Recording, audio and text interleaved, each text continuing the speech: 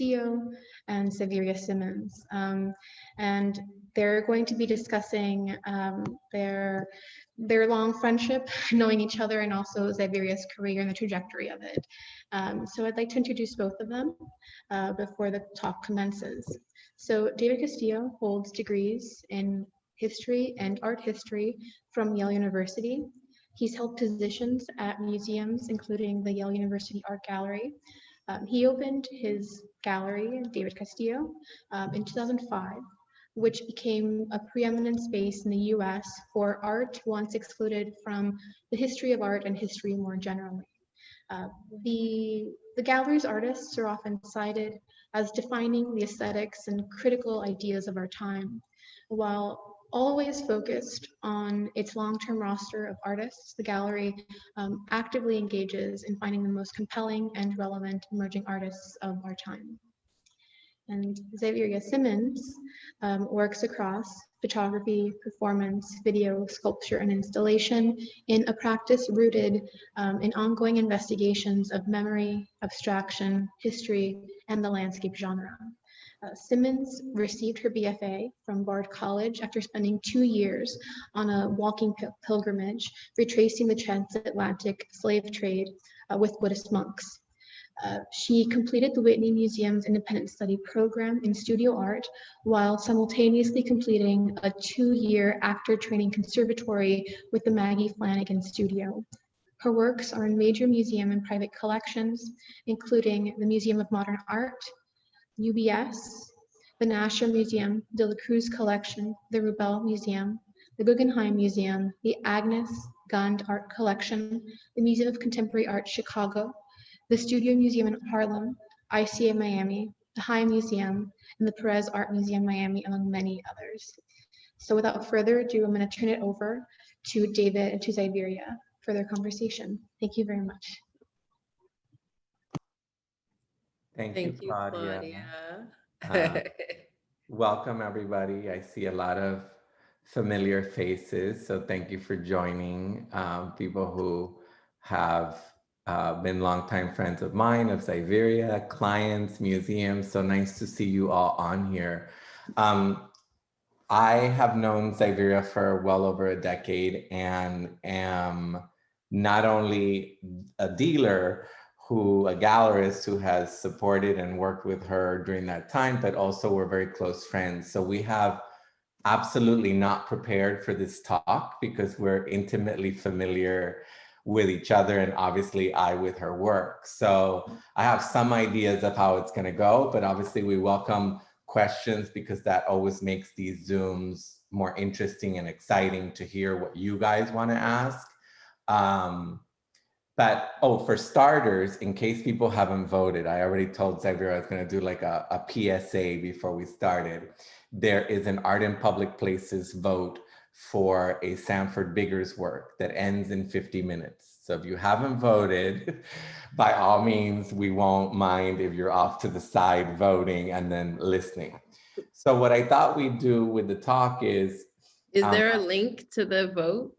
Claudia. There is. It's on the gallery's Instagram, and everybody, we'll put it in the chat. And everybody that's on here receives the gallery's email. So I'm sure people saw. You just click on the link and select Sanford Biggers' work, put in your name and email, and hit submit. So it's pretty straightforward. We love Sanford's work.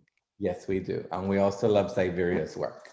So moving into Xaviera's work. So just briefly before I sat down, actually, I was thinking how Xaviera works in a lot of different mediums and how they're so well interconnected. So I thought maybe we'd chat a little bit about different bodies of work of photography, the text paintings, and how there's a real intersection between these, and then see where that takes us.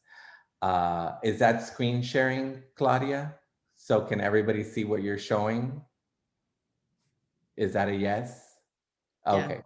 So I'm really drawn to the fact that even though your various bodies of work may look disparate, you know, people think, oh, photography or a sculpture or text paintings. I thought maybe you could tell us a little bit about how they are intimately connected. I mean, I see how they're connected, but it'd be great to hear from the artist's point of view. I know certainly like for the, can you show us in the index composition works? Maybe start with Beyond the Canon of Landscape. That might be a good place to start. And Xaviera, would you say that that forms kind of like the genesis for the characters, for the index composition works? Or would you say it's distinctly separate from those? No. So hi everybody, nice to see you. And it's really nice to be here talking to my gallerist, but also my friend, David Castillo, and also seeing some of my other friends here. It's really lovely. So I'll just go into it. I trained at Bard, and before that I was a fashion photographer's assistant. Actually, I assisted Walter Chin, who used to shoot for like Vogue, or he still does shoot like major campaigns and all these things. So I actually trained using large format, kind of like Ansel Adams style cameras, and going outdoors and going into the landscape. That's always, I mean, I'm still making works like that, but there came a point, then this is not that long ago, but there came a point where I wanted to go get indoors and get into the studio and start to think about how to craft a studio practice that was strictly that was in tandem with being outdoors and being really interested in the landscape and landscape painting and landscape photography. So the index composition series started because I wanted to go inside and go in. And if you can go back, Claudia, to one of the, for instance, this work, Denver, this was kind of like the works that I was making, and then you can go forward. And then I, decided I wanted to think about photography in a different way and think about how to make a sculpture inside of an image, and how to think about the sculpture being the final photograph. So that's kind of how I started the index composition series. I also wanted to work with other bodies besides myself, because for a long time I was using myself as a figure inside of the artworks.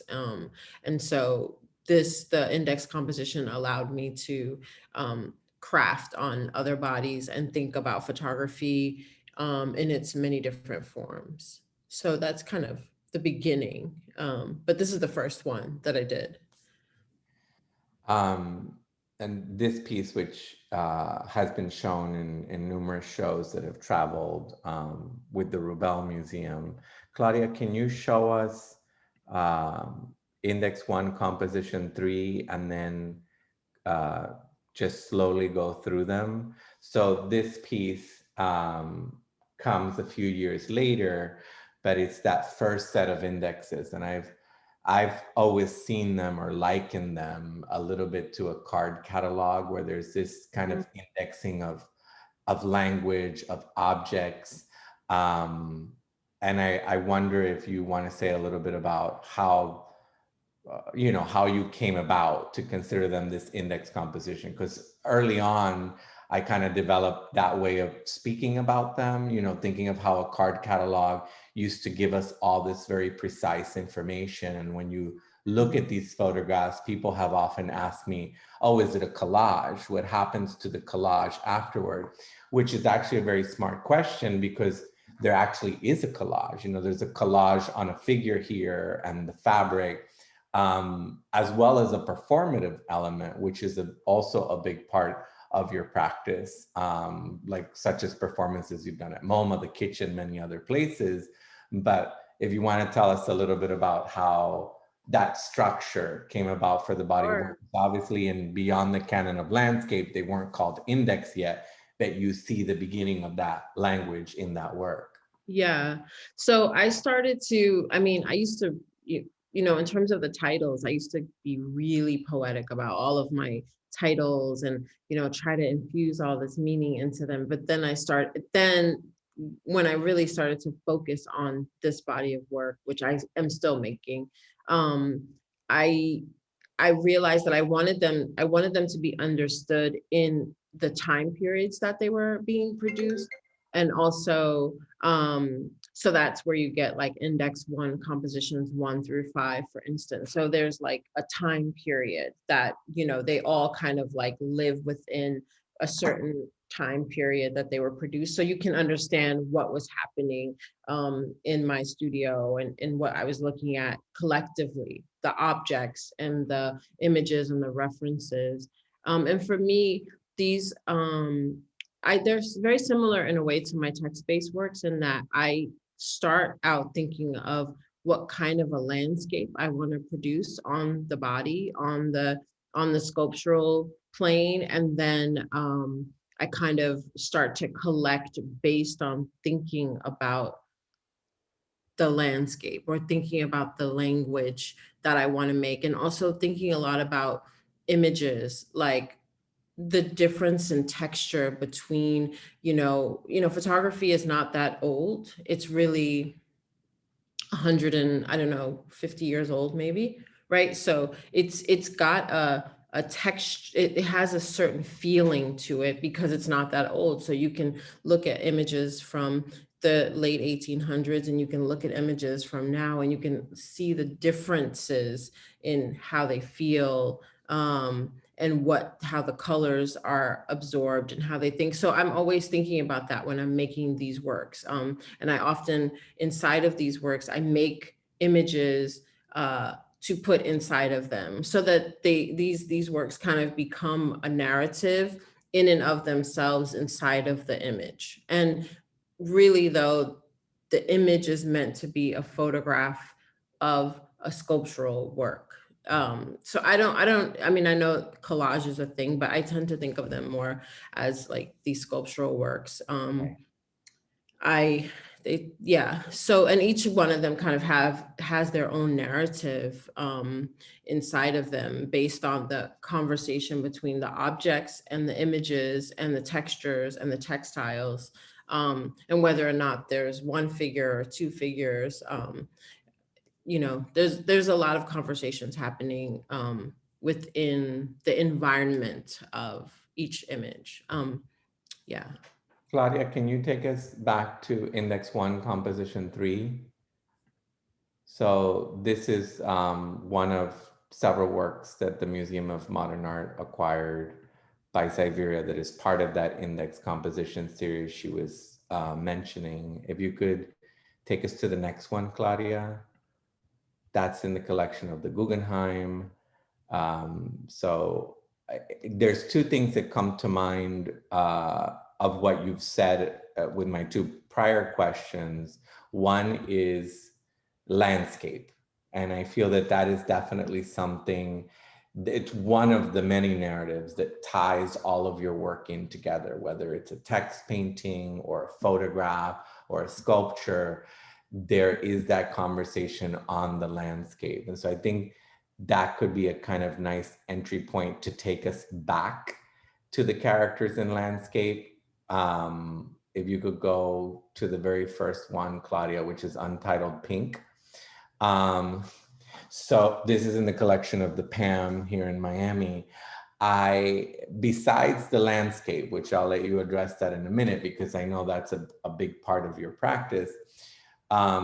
You also mentioned using your own body. So in tandem with telling us a little bit about the landscape in your work, just also something that I've always talked a lot with people and curators about your work is that these are not self-portraits. And I think there's some importance to that because there is always something compelling the viewer to see them as self-portraits, especially people who know what you look like. And so I always get into the description of how these are characters and how does this character really ask us to re-envision or reimagine these landscapes? Because obviously without the character in these compositions, the reading of the landscape is completely different than with the character there. So maybe if you want to tell us both a little bit about how landscape imbues so much of your practice and how you definitely do not see these as self-portraits, even though obviously people who know what you look like, might want to go there first. Yeah.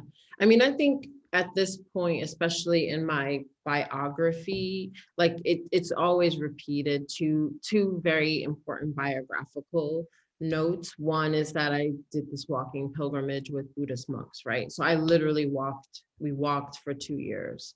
And that was life changing. Like, and I'm still understanding what that meant to to to see the landscape of the United States, to see the landscape of parts of the Caribbean, to see the landscape and kind of meditate on the histories of parts of Africa, to go from Key West to Cuba in a boat in the middle of the night. Like those Right. types of things, like kind of there's different portals in a way, I realize now, that have like changed me as a person from, how I was before. So there's that biographical information, and there's also the biographical information that I've trained as an actor. And I think that has helped me. There's this like cheesy, not cheesy, I think it's just well known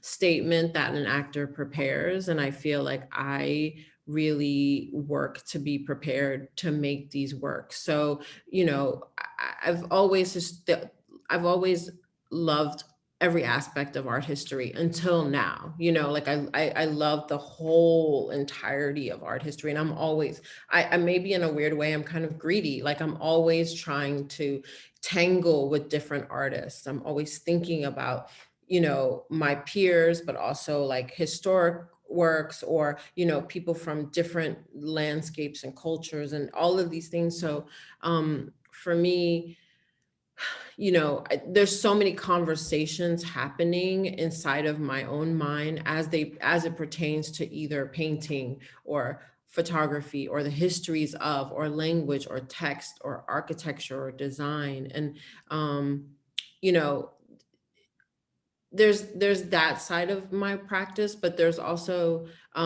understanding the history and thinking about how to tangle with this particular landscape, this American landscape, and the characters that I understand to be either missing or having been terrorized away from production of leisure and art making. So I think a lot of these things keep butting up against each other in my practice. It's weird because I'm at home a very like kind of calm, laid back person, but in my studio practice, it's pretty like there's always an abundant amount of information. Like the mind, unless I intentionally do this thing, the mind doesn't really pause that until you sit with the works for a really long time. I think this is just my opinion of my practice.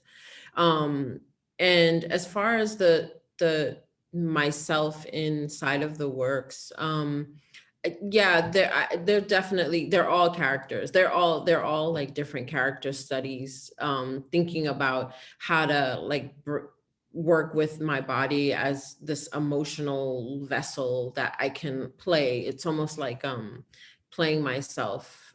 I think of my body as like some kind of like I can do the I can do it, but I can't like say it, right? Like I understand the space between my back and the front of me, and the breath, and I understand um that I have to work with myself in order to make these characters come out.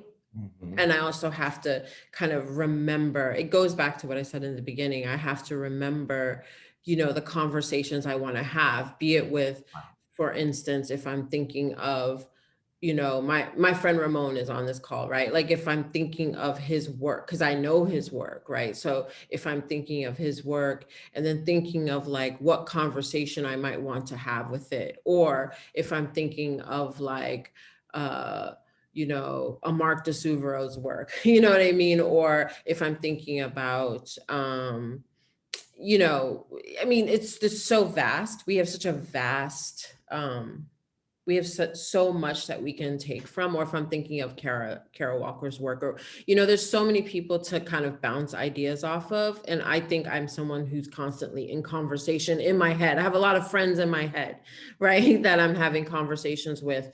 And I also have a lot of history in my head.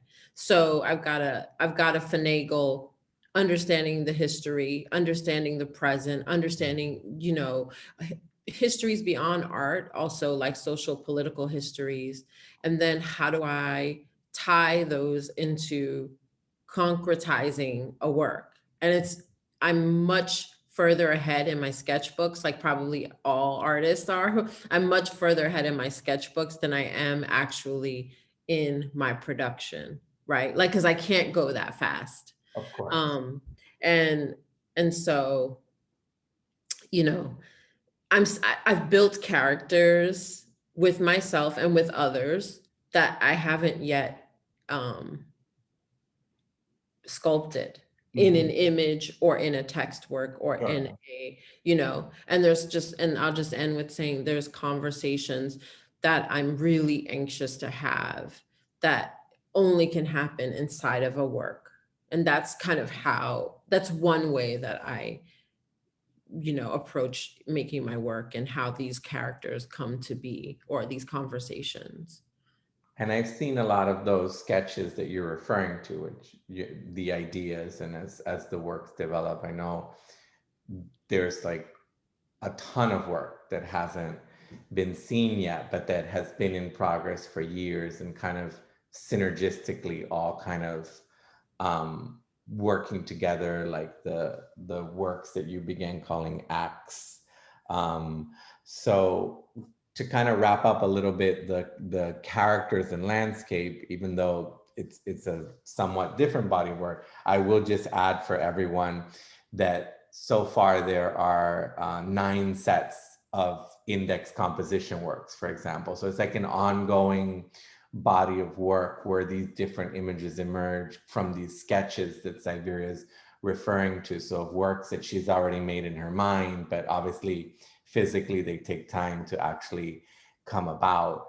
And the image that's on everybody's screen right now, overlay image 1, I thought maybe you could tell us a little bit about the overlay works before I get into a couple of other bodies of work, and then maybe we open it up to some nice questions from everybody, because there's so many great people on here. Yeah. But this is the body of work that was presented at Harvard's Radcliffe Institute. So maybe just tell us how it relates or is different from the bodies of work we just discussed, which were the index composition and the characters and landscape, and what the intersection is, because obviously you've titled it as another set of works within your larger body of work. Yeah.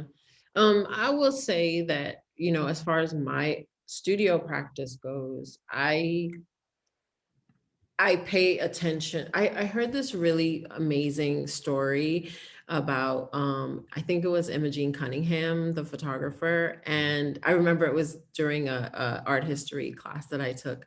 And my professor said that she only made photographs in the summertime, and she was always naked, and she would be in her dark room, and she would do everything at one time. Like, she would photograph at one time, and then she would process and print and do all the other stuff at another time.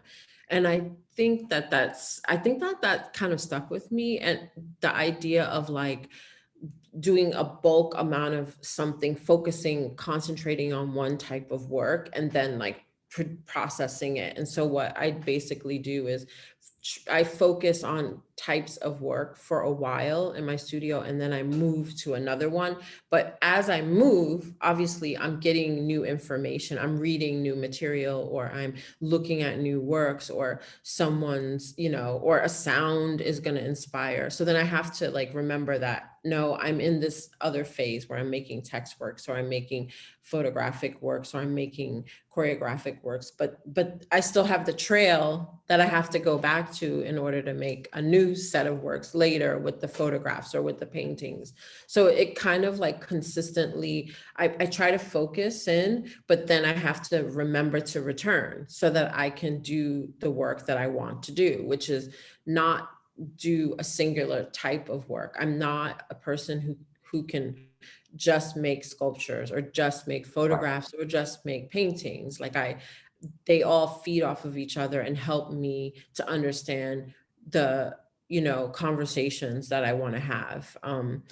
And as far as this body of work, I was asked by the Radcliffe Institute to be in residence. So I was there for a year, and I was really in the archive. Started, you know, had a lot of the travel logs and travel diaries of all of these women that the library has in their collection and archives.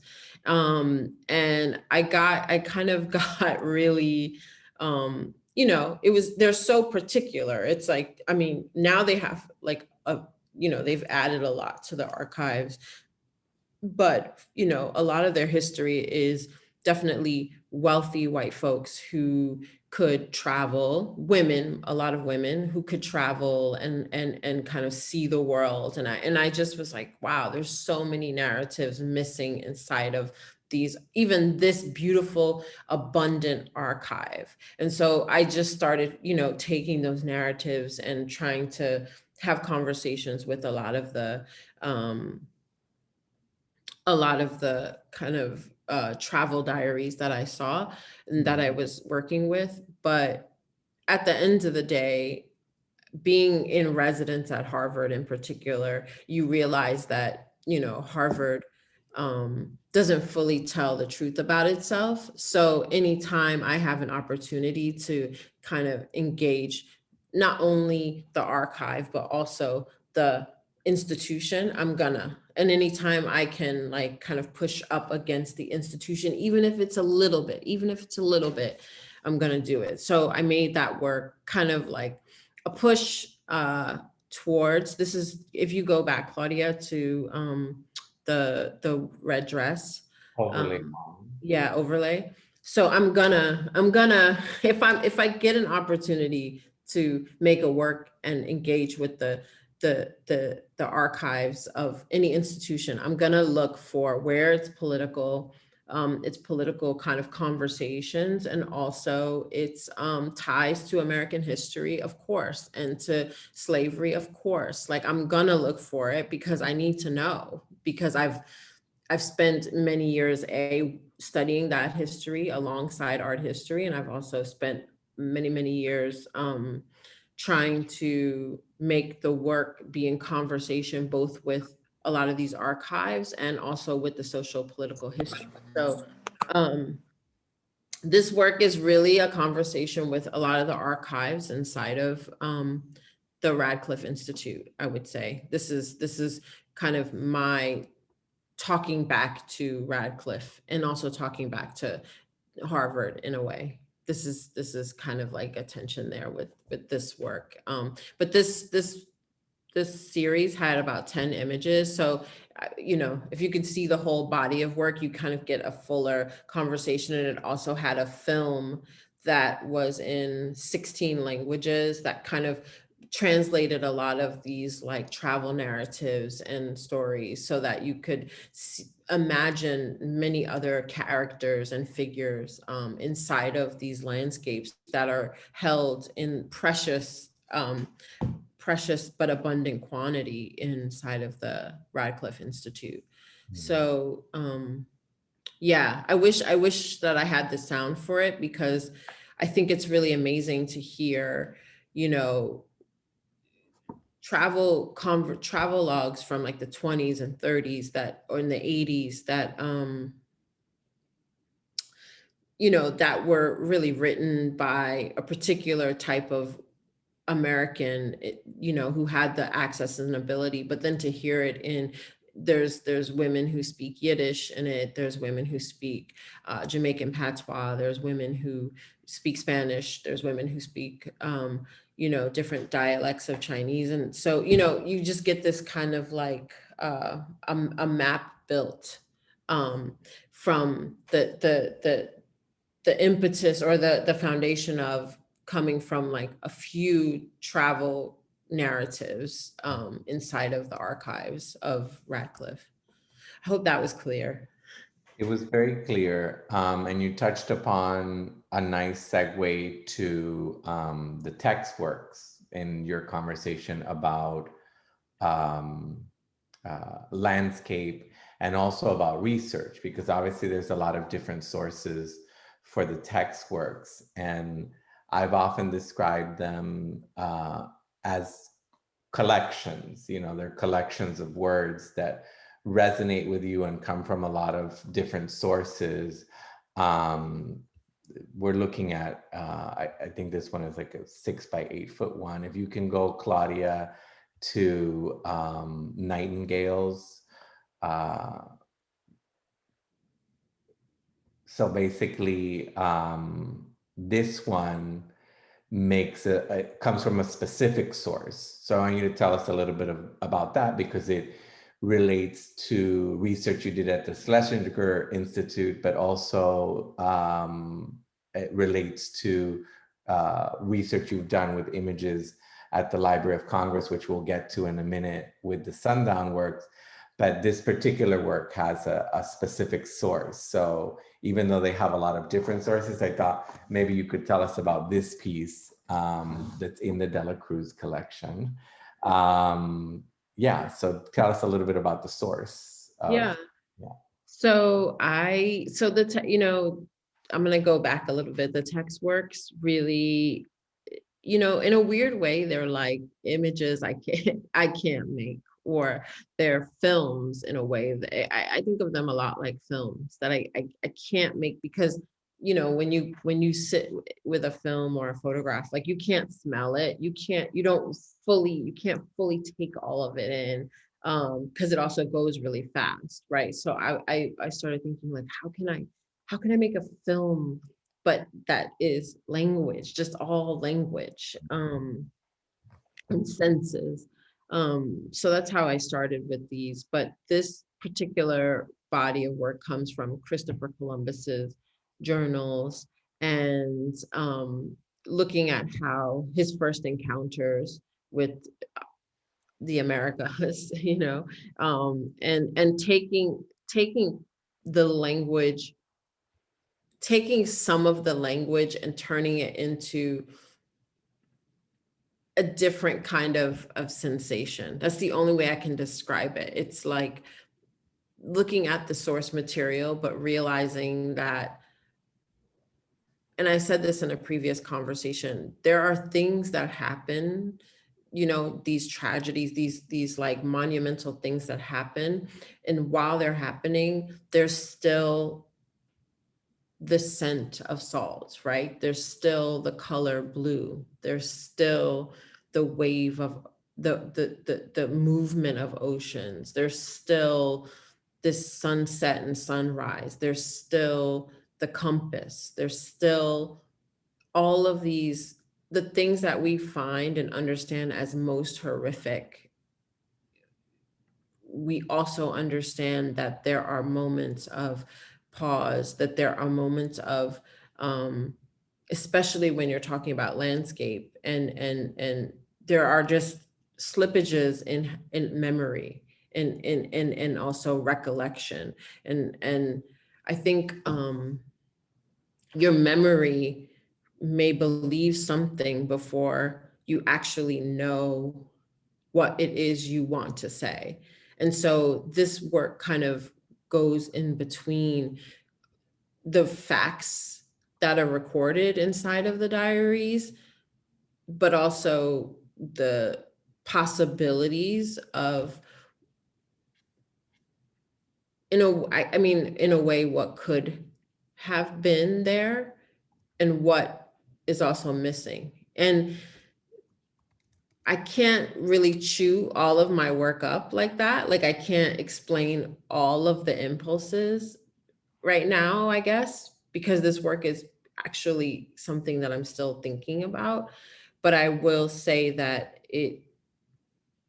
it's kind of like having a microscopic and macroscopic view of an encounter that we're all familiar with, that we all understand happened, but we really not yet digested that encounter in any kind, you know, in a abstract way, or even necessarily in a poetic way. So I think that that was my way of thinking through this very difficult but factual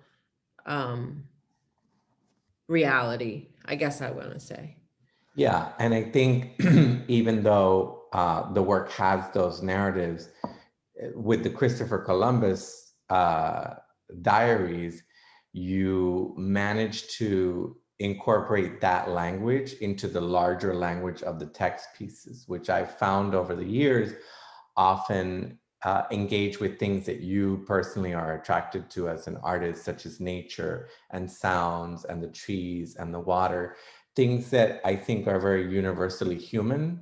So I think you said it very well, how sometimes horrible things happen in beautiful settings. And so that's what you've done with the Christopher Columbus diaries. You've given us these beautiful snippets, right, that you've created and curated for us as an artist, and doesn't have that other language, which perhaps is more literal and obviously also based in fact of the horrors that happen as part of that journey. I think, and I will say, I think that for me, I have to go in and out. And I think with the larger text, the larger sculptural works is an example of where, you know, there are moments where you can invite the whole narrative in, and there are moments when you have to pause. And so I go in and out of that type of way of working, where like I'm taking it all in, or I'm showing the viewer kind of the whole picture. And there are other times where I actually quiet it really down so that I can breathe and pause into the work. Which takes me to two ideas, and then maybe we'll wrap up to see what questions there are. But there's just so much we could talk about. But with the Socrates works, those also had a specific source or a specific narrative that you were dialoguing on, and you could tell us briefly about that, but also the monumentality, if you want to touch on that a little bit, how the works at Socrates, also I think the work we're all looking at now on, well, we're back to Socrates, but we were just looking at a work that was at the Museum of Modern Art, how the scale informs this interest of yours in the text pieces being part of that language of landscape.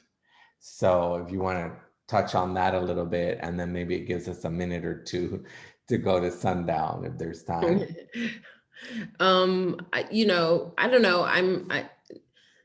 I'll just be like, I'm gonna go in a different direction, in the sense that I think because I am always thinking about other artists, right, when I'm making my work, or other ways of working, there's a you know, artists are laborers, right? Like I think of myself as a worker. You know, I think, I mean, that doesn't necessarily mean other people would see it that way. But for me, I'm really interested in the physicality of things, right? And the materiality of things, and like how to work with, you know, materials. Like I work with materials. So, you know, the larger it gets, it's about like how I can maneuver in space, and how I can hold things, and how I can build things, or how I can drag things. It's a physical, there's a lot going on. I mean, there's the content of the work, and then there's also like the physicality of labor that I'm really interested in. That I don't know that I've actually really like articulated it as much, but now that we're talking, I'm thinking about it. You know, there's something to being a woman making bigger works than my body is. There's something very fulfilling about it, and there's something that I there's something that I want to keep exploring about that kind of physical labor. Because these works, we don't really talk about it, but all of these works are labor both mentally and physically. And so the larger wooden works, they are heavy, like 400 pounds, some of them, like they're like, I mean, this work is much heavier. This is metal. This is a piece that's up right now in New York. And it's tied to themes of reparation. It's tied to the history of reparations in the United States. And then also thinking about a contemporary language around reparations. And then it's also still about the materials. It's still about a pause. It's still about both the subject matter and the history, and also the wielding of this metal, that I want to keep constructing and keep building with and on. Let me see. I'm sorry, I'm getting excited more about the materials, and I'm like, how can I keep talking about the materials, which is not as exciting maybe as the content. But I would say for me, what is most exciting is the materiality of this work, and obviously the language inside of it. My hand is really involved in all of my work. I mean, I'm not an artist who needs a cadre of studio assistants, because I really love the materials. I really do. Like, I really do. I think if you look at my work, that is something that you see very clearly, is that I am interested in this, like, physical, like I want to feel it. I want it to be soft. I want it to be, sensual. I want it to be, tactile. And, I think that that's something that is very present in my work, that I keep exploring. And I think there's a beautiful segue to give us at least a couple minutes to touch upon Sundown, which again is a body of work that relates to a lot of narratives and methodologies that are part of your larger practice. Certainly here, obviously, the research you did with Library of Congress images relates obviously to the research you did at Harvard. And obviously, again, this body of work has a specific narrative. And I'll just also say briefly, because people see it on their screen, the furniture pieces made me think, when you were sharing with me the concept for what you were going to make for that show, made me think of a colonial Massachusetts silversmith's dictionary that it seems totally unrelated, that I worked on at Yale with a very famous with a very famous American decorative arts curator, Patricia Kane. And that is that we can look back for centuries and know who made a particular spoon or fork, for example, in the 1700s, let's say. What we don't know is were there participation of slave labor in the design, production, which most certainly there were, but it's less documented or not documented at all. So it's kind of like you can't really travel back in time to what's already been erased. And with this body of work, I felt like you shared that it was kind of exploring this idea of what would that lineage look like had any of it been documented, right? Like, what would the furniture that evolved from African-American makers in the 1700s look like today? But we have this gap, this kind of vacuum of information, because there were people who were decimated and used as free labor. So we don't exactly know, other than maybe someone's first name, right? As opposed to a white maker of something, we know who the person was. We know where they live. We know how long they lived. We know how many spoons they made. So maybe if you want to just talk about that for a little bit about this body of work, because I feel it's so important. And then Claudia, if you could end on Sundown 20, and then maybe we have time for 3-4 questions. Yeah. I mean, it's so interesting. This has been a delightful talk. I usually, if you've ever come to it, if anyone who doesn't has never seen me talk before, I'm just trying to be very revealing in this moment. But when I give lectures, they're pretty intense, and like I try to like give a lot of historical data and statistics, because it helps you, it takes away this like emotional, like, oh well, the history, but it's last year, it was past, we don't know. It's like when you understand what the country itself says about itself, it's pretty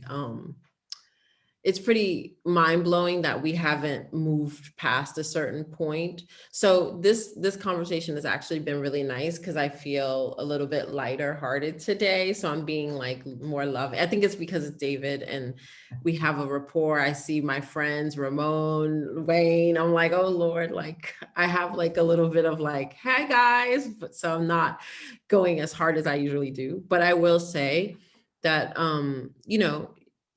the United States, my country, I'm a descendant of slavery on all sides of my lineage. Like that is a fact of I know it, Um, I think when you really sit with the facts and history of this country and you understand that it was made by hand, like the ground was level. This is something I found out when I was going to a colonial like recreation site. Like the ground was laid by hand, right? Like the labor, the physical, like our ancestors were literally physical property, like a horse or a spoon.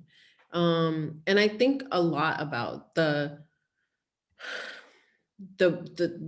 amount of terror that has occurred here, and the amount of lives whose potential just hasn't, weren't, isn't, hasn't been, will never be, could be fulfilled. And I'm, as much as I'm thinking about these conversations in art history and material and social history, I'm also thinking about that constantly. Like, how can I, a lot of the characters kind of come because I'm thinking about different characters whose potential I would like to raise, like the woodmaker, the bricklayer, the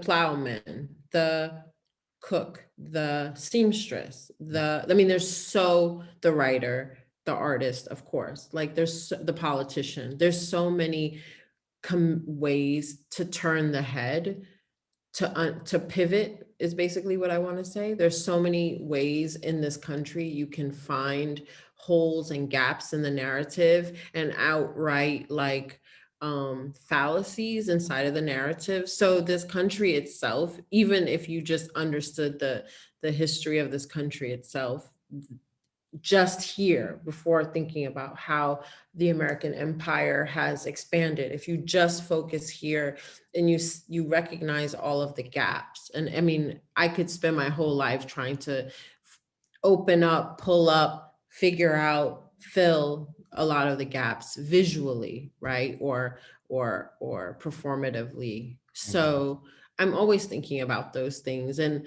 I think the Sundown is really kind of my attempt to build a long archive, a long, big, like 1,000, 2,000 image archive of images that when I pass away, hopefully my children will say, you told me the story here. There's no holes here. Like, I understand what happened. I understand why my uncle lives this way, or the conditions that I'm living within, or what you fought for, or what is expected of me. Like there's a lot of conversations I'm trying to have with this body of work. And what's beautiful is that,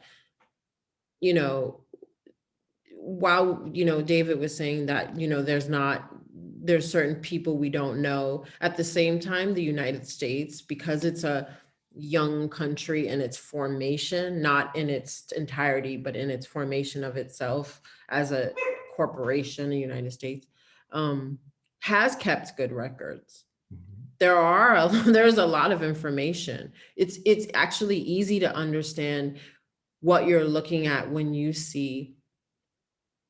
in San Francisco, for instance, and you see 200,000 homeless Black, Latinx, you know what I mean, Indigenous people on the streets. There's a direct correlation to the history here in this country that you can understand when you understand the history, and then you understand how you can use that history to help you inform what you're seeing as you're living in the present day.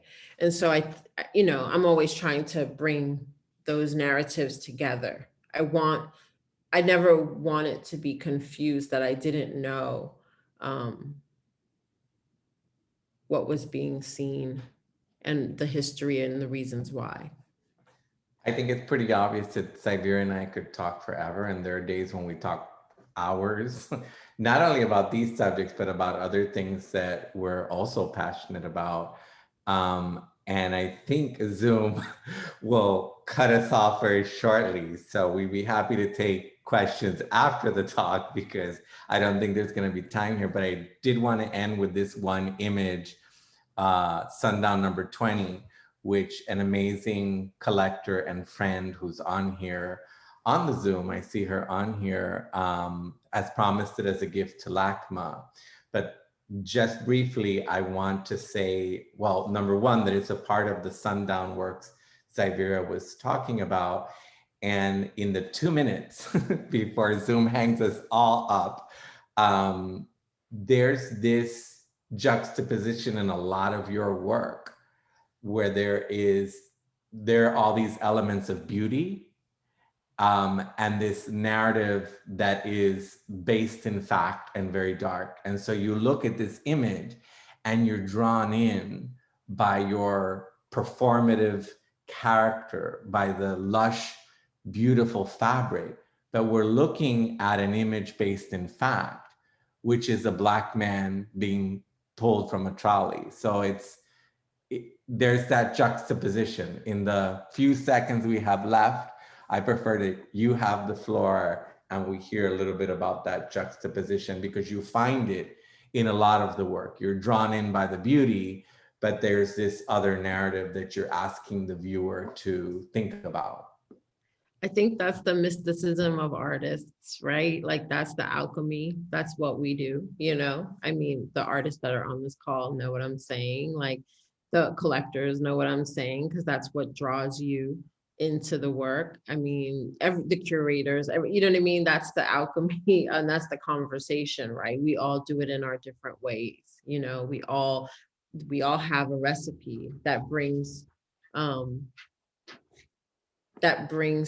viewer inside of the image. And that's been happening since people have been making artworks. I mean, this is just one of my recipes, right? Like, and this is what actually these images bring me joy or pause or contemplation or satisfaction. But I have a question, David. Why do you have the Zoom that cuts you off in 40 minutes? Actually, we've been talking for over an hour, believe it or not. And I don't actually know. I'm just corrected by the gallery. It says we have premium. Oh, wonderful. So maybe I didn't know we were that fancy. Apparently we have premium. But that said, if people have questions, this might be a nice time for maybe a few minutes of questions. We would love to hear from everybody. I don't know if I can see them, but probably Claudia and Kristen at the gallery. And you can also, Claudia, can people unmute themselves and ask the question? Yes, they can. They can unmute themselves just in the bottom of the screen usually. It's the little unmute button, and then they can ask. So maybe if there are 3-4 questions out there for Xaviera, for me, about the work, about anything, we can get to some audience questions if people would like to do that. I was very curious to ask about the what Xaviera was talking about, the untold stories that she is investigated through her work. In how do you know about looking into the research for that kind of experience? Because it's the absence of that you have been inspired by in a lot of your work, I think. Yeah, I love that question. I mean, there's the absence of, there's the in between of. I mean, I think because I've traveled all over the world, I mean, thankfully, all, like, pretty much everywhere, like, not everywhere, a lot of places. And I understand myself as being very American and very tied to this landscape. And obviously that has to do with the history of slavery and that means that I'm African, European, indigenous, right? Like, and I have to constantly reconcile what that means, and the fact that I wouldn't even be here in this, I wouldn't even be a creation had that transaction not happen. And so it's almost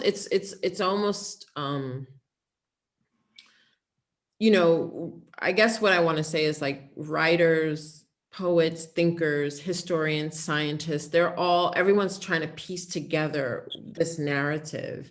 And I'm always trying to figure out what it is that I'm seeing now. Why does it look this way? So I'm kind of like always like, kind of like with like I'm kind of always trying to like with binoculars, like I'm like, why does it look like this? Like that's my question, especially in this past couple of years, right? Like, why does it look like this? Like, I've driven all over this landscape. Why does it look the way it does physically and politically? And why do people live in this certain way? You know what I mean? And I'm always trying to reconcile that. And I have to do that through the language that I work best in, which is art making. And so I want to know why in 2020 we have the systems the way we do, so much so that, like I said, in San Francisco, you have 200,000 people living on the streets in tents. Like, I need to understand, I have to go from there to understand how did you get there? Something's missing here, and then try to fill in those gaps. That's one way, but there's a lot of different, like, conversations to be had. But that is a question that's been lingering in my head, is how did we get here? How did we get here? How did we get here? Like, as a group of people, as a 350 million people, how did we get to the construction of what we have now? And how can we shift it? What are the things that we need to do to shift? Thank you for that question. What we have. Who from New York, who's a fabulous curator, art dealer, who always has great questions. Maybe we have time for a couple more. For any other? We got one from Tim Schrager in a private chat message, so I'm just going to read it. Is this photo in particular, Sundown number 20, is it staged, or is there photoshopping going on? What's your process? Ooh, Tim, I can't tell you all my secrets, but I will say that I work with film. I don't Photoshop. The only thing I do in terms of Photoshop is like maybe like work with the nothing. Like, I don't really do, I mean, obviously I have to digitize the negatives. So then, then you have to like work with what happens when you digitize a negative. But no, I don't Photoshop images. I don't manipulate. I don't collage images. Even in the Sundowns, in all of my work, there's no Photoshopping or to make the image. The image is made in the moment, in all of the work. I wish I had that skill actually to like. And that was a question from Atlanta. So thank you for that, Tim. So far we have New York, Atlanta. I love know Atlanta. I see a lot of states out here looking at all the people on here. Do we have another couple more questions? I have another one. Okay. Yeah, I wanted to ask you about the text. When you are using the text, like the piece you were talking about, the Columbus text, are you extracting like word for word certain portions of the text, or are you pulling like it's something that's 10,000 words and you're finding bits and pieces of it and sort of taking bits and parts and mashing it up? I used to be a DJ for like a really long time. So I think, I don't know, I'm not a musician and I don't want to speak ahead of musicians, but my ears, I like kind of, when I hear images in a way, and that's the only way I can describe it.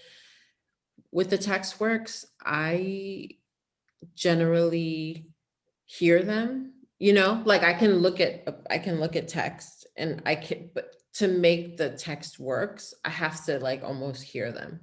That's the only, you know what I mean? Like I'm looking at it, but in order for it to really hit home and make sense, I have to build it like you would any sculpture, like you would clay, like you would any, you know what I mean? It's not stream of conscious. It's very intentional. I think I should have said that from the beginning. I work very intentionally. There's nothing really random about what I do. There's nothing, everything is sketched out. Everything is intended. And I think that has to do with, like I said earlier, the actor prepares, but even beyond that is, well, I mean, I think it's really being prepared, and also thinking back to when I started studying photography, it was with film and large format cameras. So, I'm literally, I'm using these plates, these huge plates, and, carrying all this equipment, and it's a very physical thing. So I don't have time to have like random things happen, because I'm on location with this heavy equipment. So it's the same thing with the text. Like it's very intentional. Like I have an idea of like how I wanted to sketch a landscape for a particular text work. And that's how it's built. So it's understanding what I want to see and then trying to bring that to life using the text as you would use color or material. I hope, yeah. And Do we have time maybe for one more question? Does someone have who wants to ask the very last question? Oh, actually, I see there's something in the chat, Claudia. Yes, there's a question in the chat from Darlene, and the question is, do you start with concept sketches? I guess, how do you lay out your works in the beginning? Oh my God, yes. Everything, there's no, I wish I was like, I'm jealous of people who are able to be free and like, I'm having fun, you know what I mean? Like I really wish, like, I mean, I am having fun, but everything is, pre-planned, thought out, built, constructed. I have so many sketchbooks, reading all the time. My books have like notes upon notes upon notes. I mean, I'm not any different from any other artist, you know what I mean? We're all here over here with our toolboxes and sketchbooks, and we're, like mad scientists or monks. I don't know which one, but Yeah, no, it's all sketched out. Everything. I have to be intentional. That's the only way I can like get it to the way that I want it to be. Yeah. I mean, but then again, like for instance, with this work, there's certain things that I can't predict happening. Like I couldn't predict the skirt exactly going like that, right? But I could predict a lot of the other things inside of the image. Well, you knew that you wanted movement, and the skirt just happened to be that way. Exactly. That's part Yeah, of exactly. the And alchemy we're talking about before. yeah. We didn't talk about like so many things. This has like been the like most joyous talk ever for me. Like I really enjoy myself. I feel like we didn't even get to talk about my favorite things like Like, Drag Race and Real oh, well, yeah. Housewives. RuPaul's Drag Race is definitely a favorite for both of us, but I'll just give a shout out to Alyssa Edwards. For those of you who don't know her, look her up. She's amazing. But I want to say thank you to everybody that joined us, because I was happy to see so many people on here. It's a Saturday night, and it really makes me happy that so many people were interested in hearing about Xaviera's work and listening to the artist who has been so generous with her time. So thank you to Xaviera. Thank you to everybody at the gallery, because I'm not a tech person, so I could see the images but not how to move them around. And thank you to everybody for joining us. And I will say, to Xaviera's question about Zoom, the reason why I thought we had an hour and didn't realize we were fancy with premium is that I was on a policy committee for the Biden campaign. And every week we were racing to get the ideas out there, because it got cut up at an hour. I guess they can't spend money on those things. But, anyway, now I know there's premium and there's regular. So thank you, everybody. So appreciative of Xaviera for her time and for everybody's thoughtfulness and curiosity. Enjoy. I love that you guys all spent Saturday evening with me and David. That is so hot. Well, goodbye and good night.